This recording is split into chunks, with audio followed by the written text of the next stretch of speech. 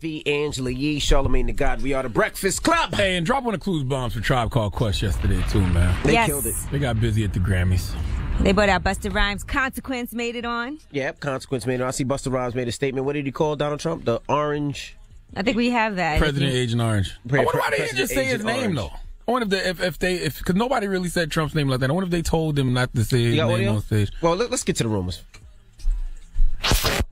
This is the Rumor Report with Angela Yee on the Breakfast Club. So listen up. Well, since we're talking Grammys, let's talk about the Prince tribute last night. Now, you guys know I love Prince. I'm a huge Prince fan. Mm-hmm. And it started with The Time. They came out and they did Jungle Love and The Bird. And then Bruno Mars came and did a Prince tribute as well. And I thought it was incredible. All right, check out Bruno Mars with Let's Go Crazy.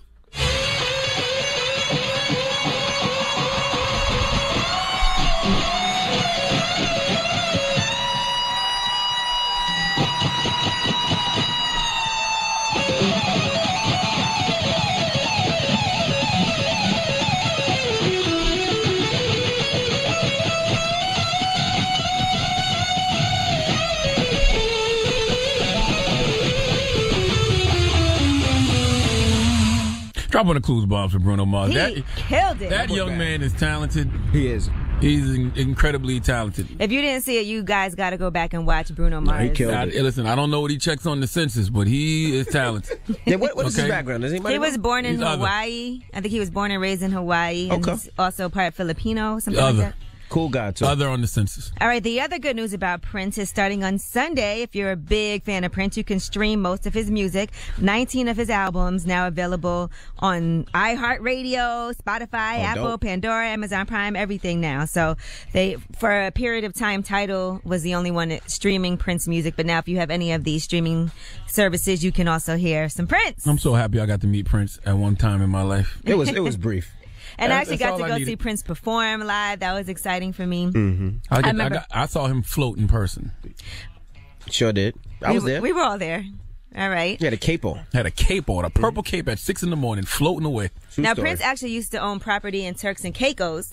At one time when I was there, our driver said he drove Prince before. He said Prince told him he wasn't allowed to play any music in the car. He couldn't roll down the windows, couldn't turn on the air conditioner, and couldn't speak. So he said the whole ride they had to ride in silence, and it was hot, but he couldn't roll down the window and he couldn't turn on the air or say a word.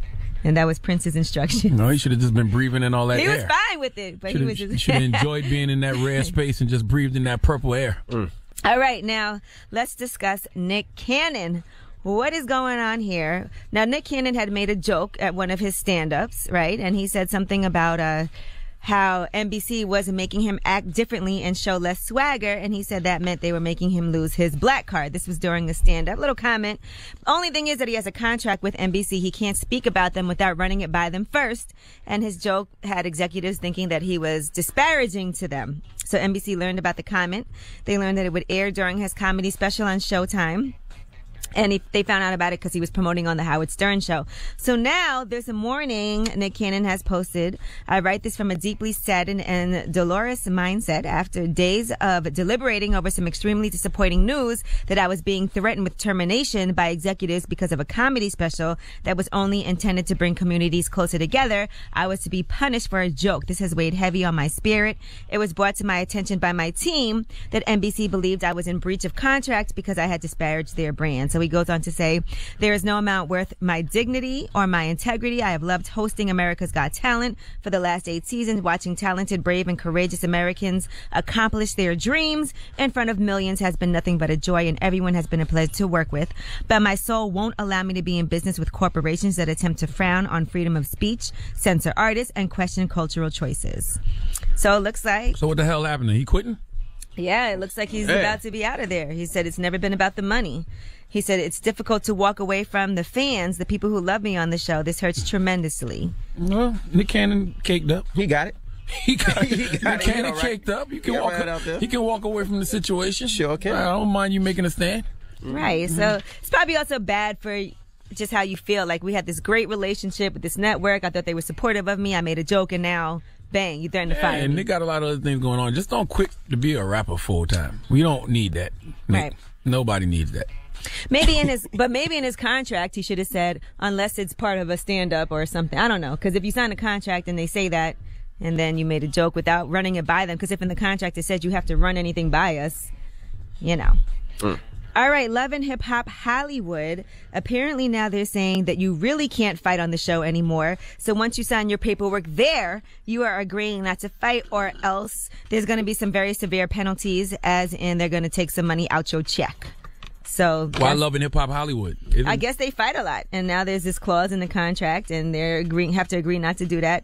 They said less severe penalties haven't really helped because they're still fighting. So now they're saying that there's going to be suspension, termination, and they're going to take some of your paycheck. It's all downhill for them shows from now on. Then if Love and Hip Hop ain't got no fighting on it, I don't really see the point of watching Love and Hip Hop.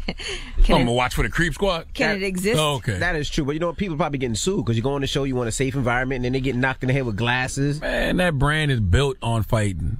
Okay, stop it. Like one of the most epic fights was when who did Chrissy Duff out the first season? I forgot. Now I don't remember who it was. But this is Love and Hip Hop Hollywood. It's the same with the whole franchise. Yeah, I assume this is going to end up trickling down to the whole franchise after this. Okay. I don't want to see y'all just eat and talk all the time. Yeah. Nope. All right, Offset from the Migos got kicked off of a flight. He says it's because he was talking on the phone.